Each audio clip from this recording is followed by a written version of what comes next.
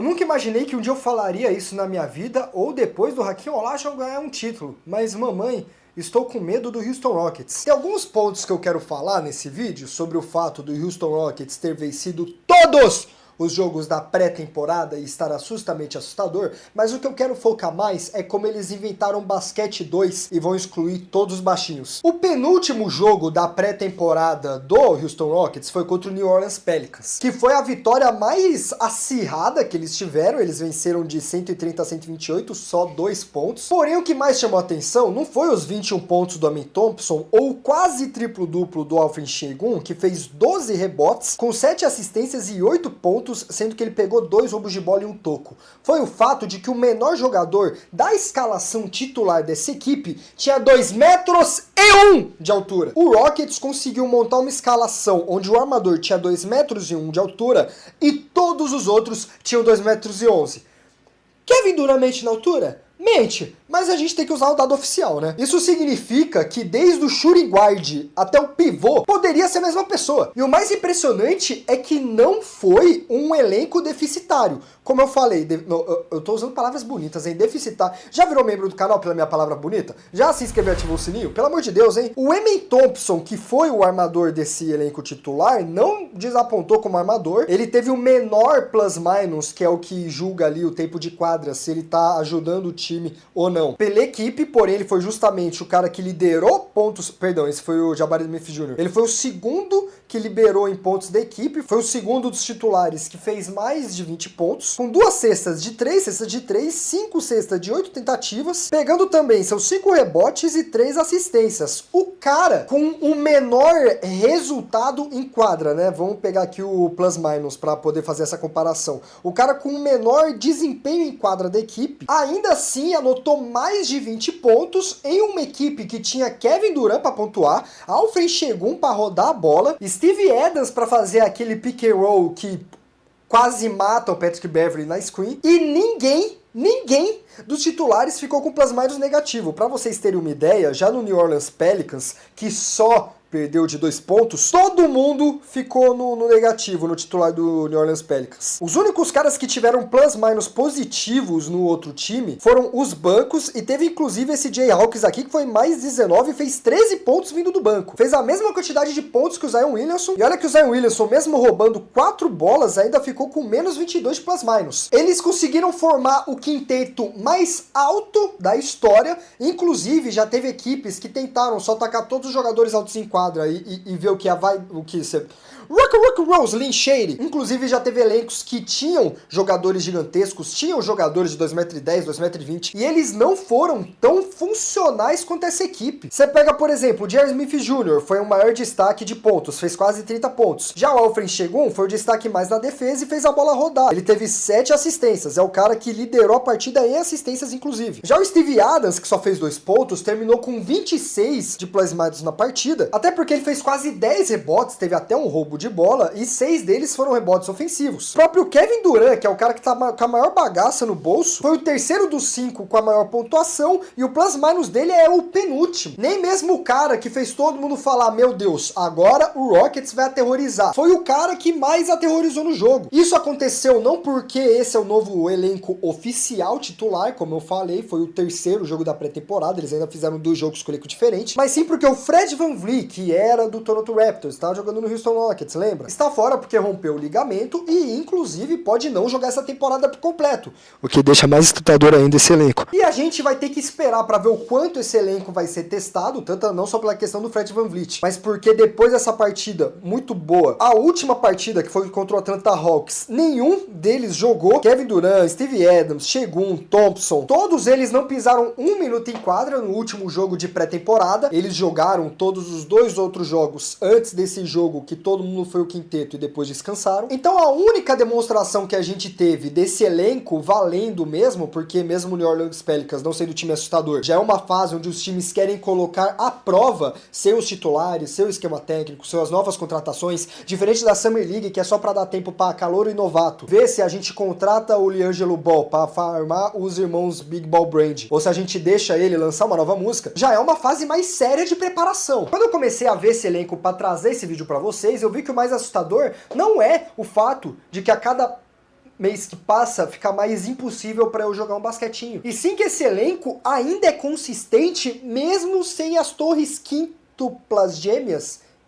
Qual que é o quíntuplo de... Existe 5 gêmeos ao mesmo tempo? Enfim, porque impressionantemente esse elenco também jogou muito bem quando eles estavam separados. Primeiro jogo contra o Atlanta Hawks, o primeiro da pré-temporada, não esse último que eu falei que nenhum deles jogou. A gente teve nos titulares o Smith Jr., o Amen Thompson e o Alfred Sengun. Steve Adams veio do banco e o Kevin Durant não jogou. O Smith Jr., que quase fez 30 pontos nessa partida que todos começaram, nessa só fez 9, porém ele ainda contribuiu com 6 rebotes e uma assistência. O Alfred Sengun, que foi o cara que mais se destacou dos titulares, 19 pontos, quase fez 20, mas também deu 2 tocos, junto com 6 assistências e 5 rebotes. E o Thompson fez só 11 pontos, mas pelo menos roubou 2 bolas. Números razoáveis, mas pela estatística ali que eles representam, muito bom. O Steve Adams, vindo do banco, fez mais pontos ainda do que sendo titular, ele fez 8 pontos, e também contribuiu com 5 rebotes e 2 assistências. Vitória de 9 pontos em cima do Hawks, que eles ganhariam de novo no fim da pré-temporada, quando ninguém jogou. Depois temos Rockets contra Utah Jazz, a estreia do Kevin Durant pelo Rockets. Vitória de 13 pontos de diferença, onde dessa vez o Kevin Durant nos titulares foi o maior destaque ofensivo, porém perto ainda dos seus companheiros de equipe. Ele jogou com Smith Jr., Sengun e Amen Thompson. A única diferença é que o Shepard foi o titular no lugar do Steven Adams, que inclusive nessa o Steven Adams não jogou, foi poupado. E nessa partida que o Kevin Durant fez 20 pontos cravados, com mais participações como um roubo de bola, uma assistência e 2 rebotes, o Amen Thompson fez 19, um atrás para empatar com o Durant, junto com um toco, 2 roubos de bola, 6 assistências, 7 rebotes, ou seja, extremamente mais importante do que o Durant foi na equipe. E o Smith Jr. fez 18 pontos, 2 pontos atrás só do Durant, com um toco e 3 rebotes. O Sengun, que fez 13 pontos, inclusive, fez um triplo-duplo com 13 assistências. Muito mais impressionante que 13 pontos, vocês têm que pensar que com 13 assistências, ele fez o dobro de pontos, ele fez mais pontos que o Durant arremessando, só passando a bola, junto com 4 incríveis roubos de bola e 5 rebotes. Sengun, depois do Mundial, chamou minha atenção, porque esse cara é o novo Baby Jokic, vocês não têm ideia. Deixa esse moleque chegar, quantos anos ele tem? Se ele chegar nos 30, acho que ele não tem 30 ainda, ele parece ser bem novinho. Tem 23 anos, meu Deus, ele é nossa, o Sengun é mais novo que eu. Meu Deus do céu, ele é de 2002. Espera esse cara chegar nos 30 pra ver se ele não vai dar tanto trabalho quanto o Jokic. E aí o jogo seguinte foi a partida que eu já comentei, que já falamos hoje, contra o Pelicans. Porém, tudo isso mostra que não só a vinda do Kevin Durant foi um bom complemento, que pra todo mundo que me falou, que eu disse que o Kevin Durant não sei o que lá, eu não quero lembrar de todas as falas que eu falei daquele vídeo do Suns, que eu já tô me arrependendo. Não só realmente estavam certos, porque o Kevin Durant tá sendo um reforço muito absurdo, pelo menos na pré-temporada, que reflete muito mais para o início da temporada do que outras coisas que a gente comente sobre basquete ou sobre, enfim, desempenho dos atletas. Época de férias dos jogadores é assim, ou a gente vê a pré-temporada, ou a gente vê o Ben Simmons arremessando de 3. Você escolhe em quem você acredita. Como também é assustador o fato de que nesses números a gente vê que, diferente que o LeBron James, que com 50 anos vai ter que fazer 50 pontos para salvar o Lakers, Kevin Durant é exatamente isso. Um complemento do time. Nessas partidas, até essa que ele foi o maior pontuador, ele não foi o maior salvador número 1, o salvador número 2, o melhor defensor. Ele tá ficando atrás da molecada como o Sengun, que se você viu meu vídeo falando sobre a Eurobasket, você vai ver que realmente o Sengun é monstruoso. Se você tivesse visto, você falaria, não, realmente, eu conhecendo o Sengun não ia superar o Kevin Durant, mas ele tá perdendo até pro Thompson. Até o Thompson, que tá sendo mais protagonista que o Durant no Rockets. Doideira, um cara que foi ex-MVP, um veterano com muito conhecimento, que ainda teve pontas muito importantes, como por exemplo no Nets, criticaram muito o Durant, e mesmo eu não sendo o fã número 1 do Durant, pra mim ele é meio babaca, né, é só ver como ele tratou o Speed. Eu não sou o cara que vai defender ele pra sempre, mas até mesmo no Nets, se não fosse o pé 52 dele, ele teria feito a maior salvação da história do basquete, com aquele spin 3-point shot na cara do PJ Tucker, ainda levou pra prorrogação. Ele sozinho carregou o Nets pra ir pros playoffs, e agora ele é a terceira, quarta, talvez nem a maior pé, quer dizer, se o Steve Adams estiver em quadra, ele não fica pior que o Steve Adams.